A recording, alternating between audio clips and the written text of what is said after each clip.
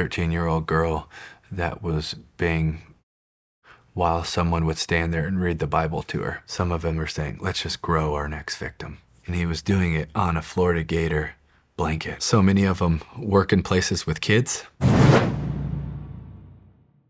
We can't stand by and stand back. Like, we have to stand up and say, not only are we not doing our job as men, it's actually the opposite. Instead of being defenders and protectors of our families, we're hurting and abusing.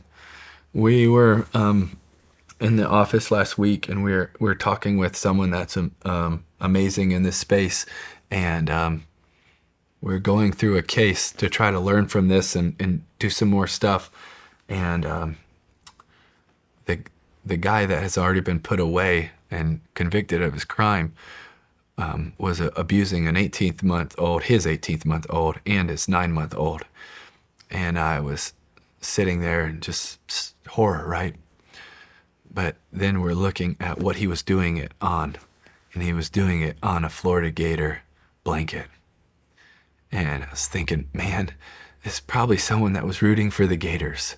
Probably someone that maybe is a fan or likes the Gators, likes when I played. But no, this, how personal this is. Maybe it's someone that's in the stadium watching us play, right? Like, this isn't far off or far across around the world, because we always think, and even sometimes members of Congress will say to us, but, we got to, worry about our backyard. No, we're talking about our backyard. This is our backyard. This is right here. Mm-hmm. Like, I could tell you so many stories of our backyard in Jacksonville or in Florida or around our country of, there's an operation last year that a task force, multidisciplinary task force came together in Jacksonville that were luring men that wanted to sleep with, I believe it was 8 and 13-year-olds, and lured them. And, 27 men showed up and got arrested because they had the goal of sleeping with an 8-year-old or a 13-year-old. And so many of them work in places with kids.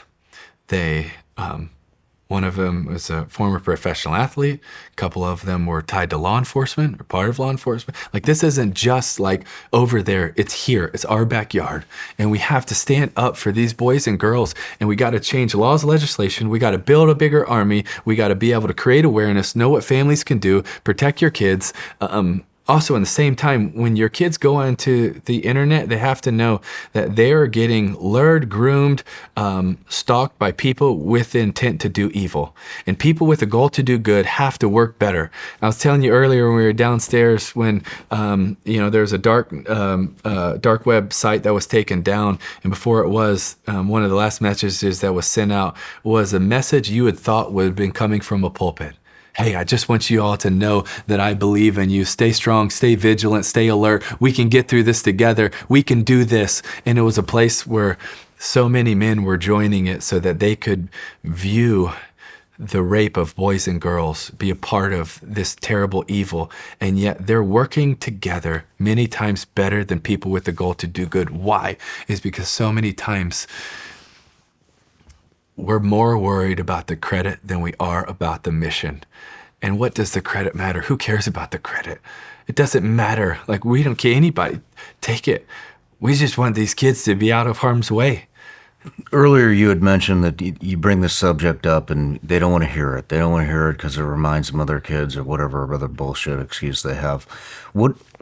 I think it's important to,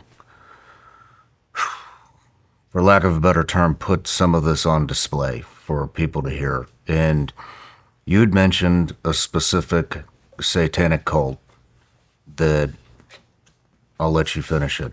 Has to do with the story I was telling you earlier. Yeah. Yeah, that was just of that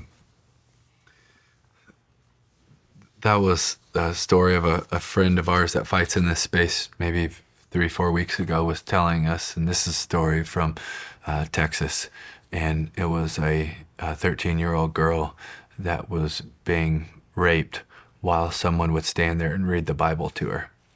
And then they would rotate and somebody else would come in, read the Bible while she would be going through this horrible evil.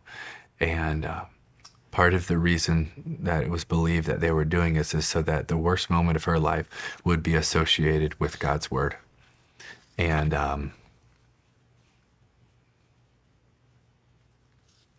That's a lot of evil.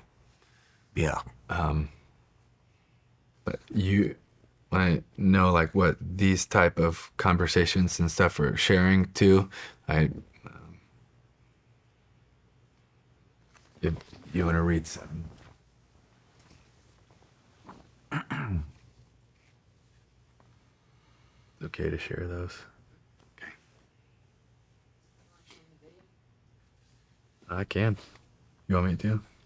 No matter where you're watching Shawn Ryan Show from, if you get anything out of this, please like, comment, subscribe, and most importantly, share this everywhere you possibly can. And if you're feeling extra generous, please leave us a review on Apple and Spotify podcasts.